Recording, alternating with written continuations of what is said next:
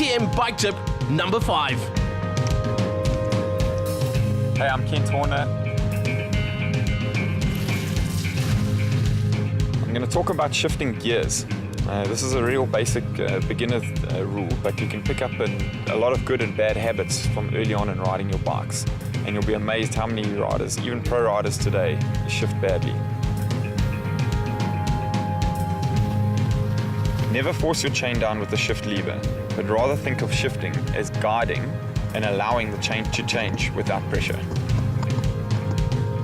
Whether you're changing to a harder or an easier gear, always remember to keep pedaling, and just prior to the shift, you can just back off the pressure of the pedaling. What you need to do is anticipate the trail ahead of you.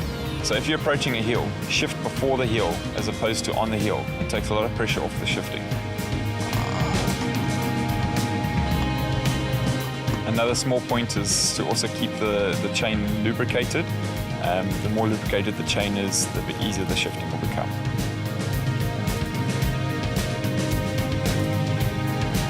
Now I'm going to talk about a chain line. The chain line is the term given to a path your chain takes when it comes off the rear cog and into the front chainring. No matter what gear you're in, you've always got a chain line, but there are good and bad lines. A bad chain line is when the chain is crossing. So it would be in the big ring in the front and the big ring at the back. So it's putting a lot more pressure and tension on the chain.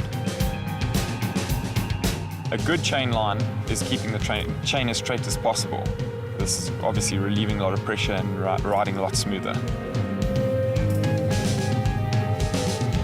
Reasons why a chain line is so bad is, one, it's not faster. So the straighter the chain, the smoother you're pedaling, the faster you're going to go.